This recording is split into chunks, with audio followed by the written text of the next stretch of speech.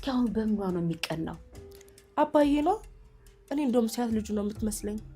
እማዬ እንዲሁ ምናምን በድብቅ የዲኤንኤ ምርመራ ታረጊ። ትርሽ ተነሺ ባለጌ። ኤቢ ሁለተኛ ይህንን ቃል ስትናገሪ ቢሰማሽ የእውነት በጣም ነው የምንጣለው።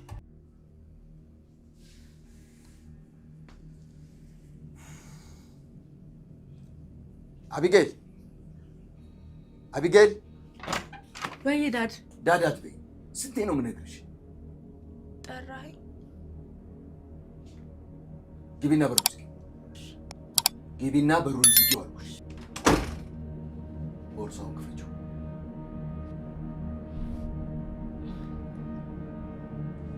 ሰላምዬ ወይ እስኪ ጸጉር ይዳብሽ።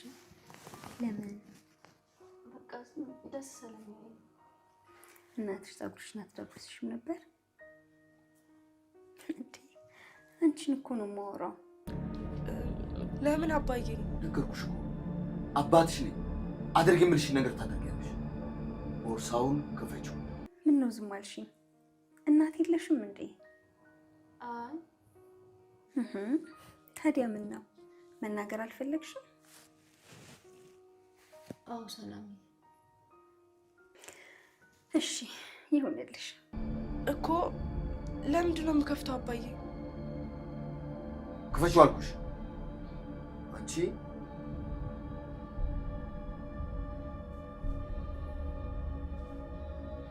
ክፈችው አልኩሽ እኮ። ምን ታይኛለሽ?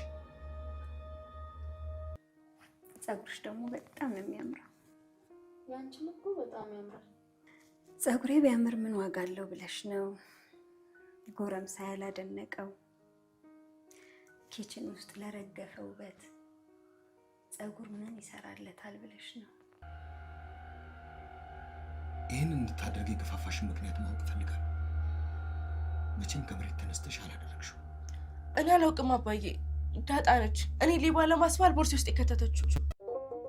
ሰላም ጤና ይስጥልኝ በያላችሁበት የዓለም ዳርቻ ሰላማችሁ ብዝፍ።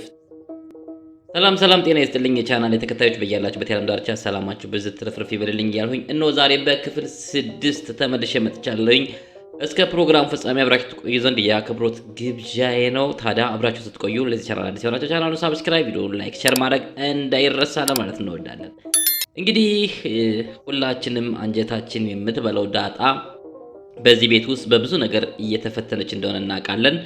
በኤቢ ወይም በአቤጌ ምክንያት ብዙ ነገሮቹ ሴራ እየተሴሩባት ነው ያለው ማለት ነው። እንግዲህ እሱንም ነገሮች ተቋቁማ ለማለፍ ጥረት እያደረገች ነው።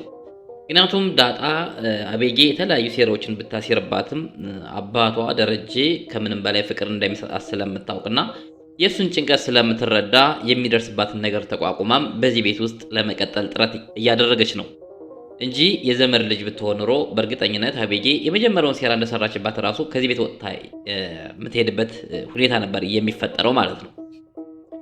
ነገር ግን አቤጌ ሴረኛ ነችና ሴራዋ ውበቷን እየደበቀው መጥቷል። ናታንም በሴራዋ ምክንያት እጅጉን በጣም እየጠላት የመጣ ሲሆን የዳጣን ግልጸኝነት በመውደዱ ደግሞ ወደ ዳጣ የፍቅር ዝንባሌ መጥቷል ማለት ነው። አሁን ላይ ከአቅም በላይ ሆኗል። በባለፈው ታስታውሱ እንደሆነ እንግዲህ ዳጣን ሴራ በመስራት ከቤት እንድትወጣ አቤጌ ትፈልግ ስለነበረ የእናቷን አልማዞች፣ ወርቆች ሰብስባ ደብቃ ነበረ። እንግዲህ በዛ ምክንያት ዳጣ ሰርቃለች ተብሎ ዳጣ ላይ ከባድ የሆነ ትችት ደርሶባት ነበር በቤተሰቡ ጠቅላላ። እናትየዋም ትወጣልኝ ከዚህ አስወጣልኝ ሀብት ንብረት ተዘርፈዋል እያለች ነው። እንግዲህ ጋሽ ደረጀም እሱን ለማስረዳት ጥረት አድርገዋል። በቤት ውስጥ እስካሁን ሀብቱን እስኪመለስ ትቆይ፣ ውጭ ካልናት ትሸጠዋለች በሚል በማታለል እንግዲህ ቤት ውስጥ እንድትቆይ ተደርጓል።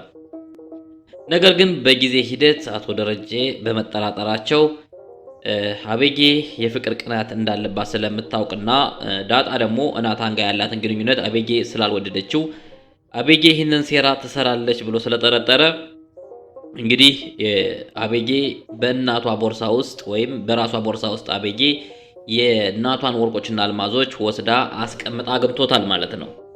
ይህንንም እንግዲህ አቶ ደረጀ በንዴት መጣ ቦርሳውን እንድትከፍት አስገድዷት እየተርበተበተች የከፈተችበት ሁኔታ ነው ያለው። አልተሳካላትም። ምክንያቱም ከመጀመሪያውም ሲጀመር ውሃም ያው ልጅነት ስላለባትና ያንን ነገር መገመት ስላልቻለች ነው እንጂ የልጅ ባህሪ ስላላት ነው እንጂ አቤጌ ይህንን ነገር እንደሰረቀችው ታውቃለች። ምክንያቱም ወርቁ በኪሷ ላይ ተንጠልጥሎ እንደነበረና እንዳየችባት ታስታውሳላችሁ። ከመኝታ ቤት ገፍታ ያስወጣቻትም ያንን ነገር ስላየችባትና እንዳትናገርባት ትፈልግ ስለነበረ ነው። ነገር ግን ያም ሆኖ አልተሳካም። እንግዲህ አባትየው የሷንን ገመናም የልጁን ገመናም ለመሸፈን ጥረት አድርጓል። ምክንያቱም ሁለቱም ልጆቹ ናቸው። ዳጣም ልጁ ነች፣ እችም ልጁ ነች። ስለዚህ ይህንን ነገር ለምን ልታረጊ ቻልሽ? ዝም ብለሽ ተነስተሽ ይህን ልታረጊ አትችይም እያለ ነው። አባትየውም እንድትነግረውም እየጠየቃት ነው። ለእናትሽም አልናገርብሽም፣ እናትሽ ከሰማች ይህንን ነገር ግን መጥፎ የሆነ እርምጃ ነው የምትወስድብሽ እያላት ነው። እንግዲህ አባት ለልጁ ያን ያህል ገመናዋን ለመተገን ጥረት እያደረገ፣ እሷ ግን ምንድን ነው ያደረገችው? ለሚስቱ ሄዶ ካሳመናት በኋላ ከእኔ መሳቢያ ውስጥ ተቀምጦ ነበር፣ ያንቺ ተበላሽቶ ስለነበረ ስላላስታወስሽ ነው ምናምን ነገር ብሎ ሲነግራት፣ እንግዲህ ይህንን ነገር እንደዚህ ብሎ አለኝ እናትየው አስነጋት የምስራች ብላ እንግዲህ ለአቤጌ ስትነግራት አባትሽ ጋር ተቀምጦ ኑሮ ነው ምናምን ነገር። እንግዲህ የእሷንን ገመና ሊሸፍን ብሎ አባቷ ጥረት እያደረገ፣ እሷ ግን አባቷን አሳልፋ ለመስጠት እንግዲህ ዳጣንን ከዛ ቤት ለማስወጣት ብቻ ብላ በአባቷ ላይ የሰራችውን ደማ ተመልከቱት። አባዬ ይህንን ያለሽ ዳጣን ከቤት እንዳትወጣ የእሷንን ጥፋት ለመሸፋፈን ነው እንጂ የሰረቀችው እሷ ነች እያለች ነው አሁንም ማለት ነው። አሁን አቶ ደረጀ እንግዲህ አቤጌ ነች እንዲህ ያደረገች ብሎ እንኳን ቢናገር ተቀባይነት የለውም። ለምን? የልጁን ገመና ከእናቷ ለመደበቅ ጥረት ስላደረገ ማለት ነው። አንዳንድ እንደዚህ አይነት ክፉ ቤተሰብም አለ። ለራሱ ጥረት የራሱን ገመና ልትደብቁለት ጥረት እያደረጋችሁ እናንተን አሳልፎ የሚጥል እሱን ከችግር ልታወጡት እያሰባችሁ እናንተን ችግር ውስጥ የሚከት በጣም ብዙ ሰው አለ እና የአቤጌ ባህሪ ትንሽ በጣም ከበድ ይላል። ሌላው እንግዲህ ሳይነገራቸውም ቢሆን የዳጣና የሰራተኛዋ ጉዳይ ነው። እንግዲህ አልተነገራቸውም። እንግዲህ እናትነት ዝምድና ምናምን ይኖራቸውም አልተነገራቸውም። ነገር ግን ሁለቱ የሆነ በቃ አለ አይደለ የሆነ አሁን በስጋ ዘመድ በአካል የማታውቁት ዘመድ ስታገኙ የሆነ ውስጣችሁ ድንግጥ የሚልበት ነገር አለ አይደለ? ዘመድ በቃ ዝም ብሎ የሚነግራችሁ ውስጣችሁ ዝምድና ሳይቆጠርላችሁ ምን ሳይላችሁ በቃ እህል ውሃ አይታችሁ ይሄ ሰው በቃ የኛ ቤተሰብ ነው የምትሉት አይነት ላይክ ያ ነገር በቃ ሁለቱ ላይ እየተናበበ ነው።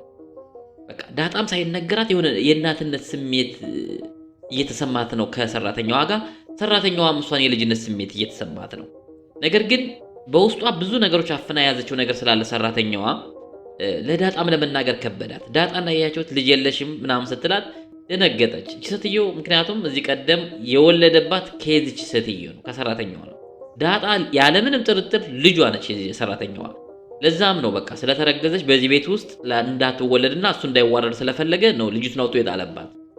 እንግዲህ አትጥፋ ያለውን ሰው እንደዚህ አዙሮ በሆነ ነገር ያገናኛል ማለት ነው።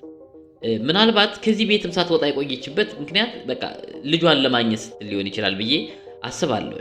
በመሃል አቶ ደረጀ ተሰቃዩ እንጂ ዞሮ ዳጣ ካሁን በኋላ እናቷን አግኝታለች ማለት ይቻላል። ዳጣ ውጭና ልጅ ውለጂ ውጭና እድሜሽ ያልፋል እያለቻት ነው። እንግዲህ ውጭና ልጅ ውለጂ እያለቻት ነው። ይህንን ስትላት ትዝታዋ ውስጥ የመጣባት እሷ ምንድነው ወልዳለች፣ ልጅ አላት። ልጇን ግን አወጡ እንደጣሉባት ስለምታምን ያ ነገር ተሰማትና በሐሳብ ጭልጥ አለች። እንትን ማለት አልቻለች፣ መናገርም አልቻለች። እና ብቻ እኔ አንጀቴን ነው የበላች። ዳጣ እስኪ ጸጉሬን ንከኪኝ ስትላት ምናምን በቃ አላቅም። በቃ የእናትነት ፊሊንግ ምን አይነት ከባድ እንደሆነ አስቦት። እንግዲህ በጣም ከባድ ነው ከምንም በላይ። ሌላው አሁን ዞሮ ወደ መጨረሻው ሰዓት ላይም እንግዲህ ያ 2-3 ሴራ የሞከረችውም አልተሳካላትም። በመጨረሻ ላይ ግን እናትየዋን በምን ደረጃ እያሳመነቻት ነው? አቤጌ የለሽ እቤቱ ነች ከሱ ምኝታ እኔን አትግቢ እያልሽ ከሱ ምኝታ ክፍል፣ እሷ ግን ከሱ ምኝታ ክፍል ስትንከባለል ነው የምትውለው።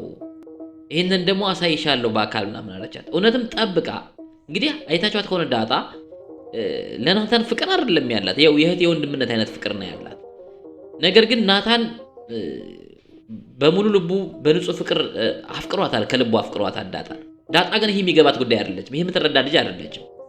ነገር ግን አቤጌልሽ እንዲከፋት ስለማትፈልግ አቤጌልሽ እንደምትወደው በእርግጠኝነት ልትነግረው ነው የገባቸው። እሱንንም ነው እያወራቸው የነበረ። ነገር ግን አቤጌልሽ ሴረኛ እንደሆነች ናታን ስለሚያውቅ ለእሷ ምንም አይነት ቦታ የለውም። የናታን ፍላጎት ምንድነው? ንጹህና በቀጥታ በቃ ምንም ነገር ማትደብቅ ንጹህ ሴት ነው የሚፈልገው። ያንን ደግሞ የሚያየው ደግሞ ከማን ጋር ነው ካላችሁኝ ከዳጣ ጋር ብቻ ነው። ነግረዋለች ሰራተኛዋ እንዲህ በጣም ንጹህ ልብ ያላት እንዲህ ነው የምፈልግ ሲል ታዲያ በቀጥታ ዳጣን ነው አትልም ወይ ምናምን እያለችው። ስለዚህ ናታን ዳጣን መርጧል። ምናልባት ከዚህ ቤት እንግዲህ ናታንም ዳጣም ሰራተኛዋም እንዲወጡ ሊደረጉ ሊችሉ ይችላሉ። ምክንያቱም ሰራተኛዋም ናታንን ስለምትመክረው ዳጣንም ስለምታቀርባት እኒህ ነገሮች ስላሉ ምናልባት ከቤት ተያይዘው ሊወጡ ይችላሉ። አቶ ደረጀም ቻሌንጁ እየከበደው እየመጣ ነው። ምክንያቱም እንዳያችሁት በብዙ ነገሮችን ሚስጥር ለመደበቅ ጥረት እያደረገ ነው፣ ግን አይሆንም። እውነት ስለሆነ አንድ ቀን መውጣቱ አይቀርም።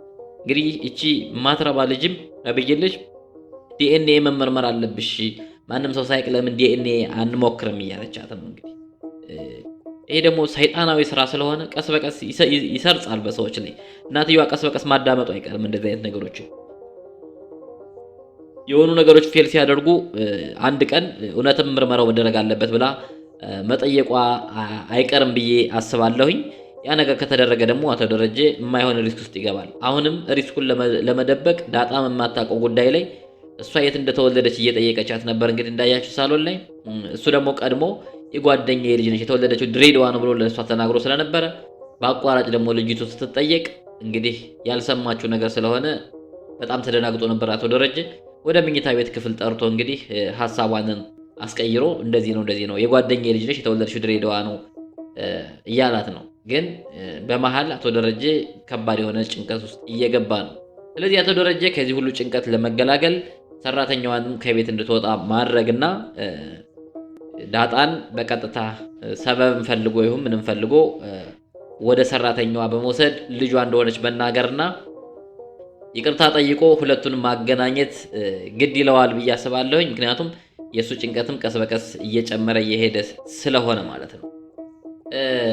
በመሃል የሚያሳስበኝ ናታን ነው። ናታን ምን ሊሆን እንደሚችል ግን በጣም ትንሽ ከበድ ብሎኛል። ምክንያቱም ኦልሬዲ እንደሚያፈቅራት በቃ አውጥቷል ካንደበቱ። እንዳያችሁት ነው ያፈቅራታል፣ ዳጣን ያፈቅራታል ያለምንም ጥያቄ። ምናልባት አብረው የመቀጠል እድሉም አላቸው ብዬ አስባለሁ ከዳጣ ጋር ማለት ነው። አሁን ዳጣም ብዙ ነገሮችን የሴትነት ነገሮችን እያሟላች ስለሆነ ወደፊት ናታን ጋር ህይወቷን ትጀምራለች የሚል እምነት አለኝ። እንዲሆንም ምኞቴ ነው። እኔ አሁን የዳጣ ደስታ ለኔ ደስታዬ ነው። እውነት ለመናገር ዳጣ ደስ ሲላት ማየት በጣም ደስ ይለኛል። አንዳንዴ የተከፋ ሰው ደስ ሲለው ስታዩ የሚሰማችሁ ስሜት የለም? በቃ ከምንም በላይ ማለት ነው። እና ዳጣዬ ይመችሽ። ዞሮ ዞሮ እንግዲህ ነጥቡን በልተሽዋል።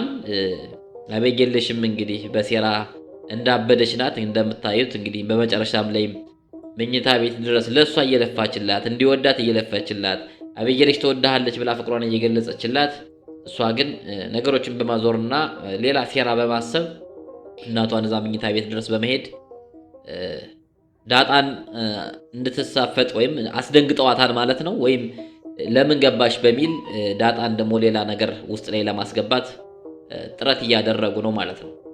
ስለዚህ ዳጣ ይመችሽ። ከዚህ በኋላ ያን ያህል ብዙም ይከፋሻል የሚል እምነት የለኝም። እናትሽንም በቀላሉ እንደምትተዋወቂ ተስፋ አደርጋለሁ። አቶ ደረጀም ይሄንን ነገሮች ያስተካክላሉ ብዬ ተስፋ አደርጋለሁ። እንግዲህ ለዛሬ ያስኩላችሁ ቪዲዮ ይሄንን ነበር። እንግዲህ የዳጣ ደስታ የሚያስደስታችሁ በሙሉ ይሄን ቪዲዮ ላይክ፣ ሼር አድርጉልኝ። ሐሳብ አስተያየታችሁን ኮሜንት መስጫ አስቀምጡ። በተረፈ በያላችሁበት የዓለም ዳርቻ ሰላማችሁ ብዙ ትርፍርፍ እንዲል ተመኘሁ። ሰናይ ጊዜ ይሁንላችሁ።